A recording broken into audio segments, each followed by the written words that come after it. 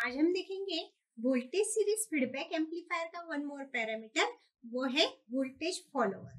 Voltage follower जो हम देख रहे हैं उसके लिए हमें R1 जो है फीडबैक जो सर्किट है उसको हमें सिंप्लीफाई करना होता है।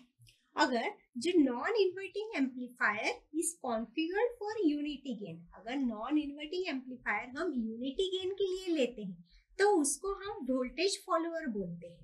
नॉन इन्वर्टिंग एम्पलीफायर अगर हम यूनिटी गेन में यूज करते हैं तो उसी को हम वोल्टेज फॉलोअर बोलते हैं, because the output voltage is equal to and in phase with the input voltage. इसलिए क्योंकि वोल्टेज फॉलोअर में जो आउटपुट वोल्टेज रहता है वो इनपुट वोल्टेज के इक्वल रहता है और इनपुट वोल्टेज के साथ साथ वो इन फेज भी रहता है, एक ही फेज में रहता है, इसीलिए उसको हम बोलेंगे वोल्टेज फॉलोअर। नाम से हमें पता चलता है कि आउटपुट जो है वो इनपुट को फॉलो कर रहा है, मतलब वो वोल्टेज फॉलोअर है। In the voltage follower the output voltage जो है वो इनपुट को कंप्लीटली फॉलो करता है। ये वोल्टेज फॉलोअर हम प्रिफर करते हैं बिकॉज उसमें जो इनपुट रेजिस्टेंस है वो बहुत हाई रहता है और आउटपुट एम्पलीट्यूड जो है वो एग्जैक्टली इक्वल रहती है इनपुट से। आउटपुट जो एम्पलीट्यूड है वो इनपुट के एम्पलीट्यूड से एग्जैक्टली मैच करती है। To obtain the voltage follower from the non inverting amplifier, अगर हमें ये नॉन इन्वर्टिंग एम्पलीफायर से वोल्टेज फॉलोअर लेना है तो उसके लिए हमें R1 जो है, R1 जो रजिस्टर है फीडबैक सर्किट का, उसको ओपन करना पड़ेगा और जो फीडबैक रजिस्टर है RF, इसको हमें शॉर्ट करना पड़ेगा। तो हमें इस टाइप की simple diagram, simplicity of diagram मिल जाएगी of this non inverting amplifier voltage series feedback amplifier का। इसमें फीडबैक जो सर्किट है उसको हमने सिंप्लीफाई किया है, R1 को ओपन कर दिया और RF को जो है वो यहाँ पे शॉर्ट कर दिया। ये फिगर में हमें जो पूरा जो आउटपुट वोल्टेज है ये पूरा फीडबैक हो रहा है, पूरा जो फीडबैक हो रहा है टू द इन्वर्टिंग टर्मिनल। यहाँ पे इन्वर्टिंग टर्मिनल जो है, निगेटिव टर्मिनल जो है ओप एम्प का, उसको आउटपुट जो है, आउटपुट वोल्टेज वो कंप्लीटली फीडबैक हो रहा है इनपुट के inverting terminal of the op amp. इसलिए the gain of this feedback circuit is 1। यहाँ पे जो गेन है वो 1 रहेगा और वो हम लिखेंगे AF is equal to 1।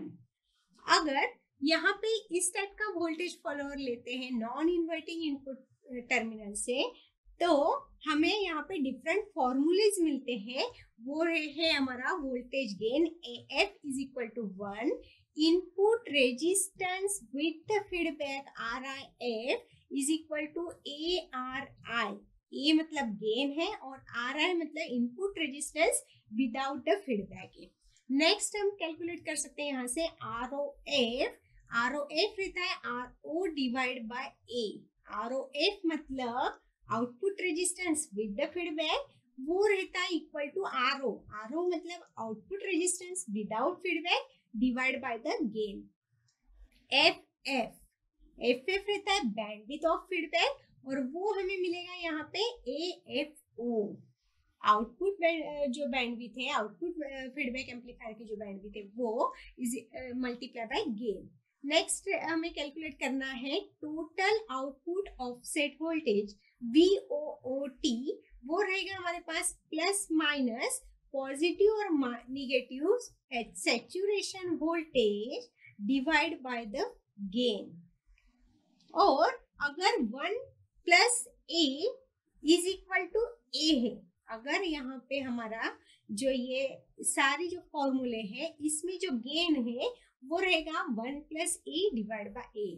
Voltage follower को हम नॉन इन्वर्टिंग बफर एम्पलीफायर भी बोलते हैं, क्योंकि जब हम उसको प्लेस करते हैं दो नेटवर्क के बीच में तो वो जो लोडिंग है वो loading on the first network को रिमूव कर देता है। जैसे ही हम दो नेटवर्क के बीच में वोल्टेज फॉलोअर पुट करते हैं तो जो भी लोडिंग है एक नेटवर्क पे उसको वो रिमूव करने का काम करता है, इसलिए हम उसको नॉन इन्वर्टिंग बफर एम्पलीफायर भी बोलते हैं।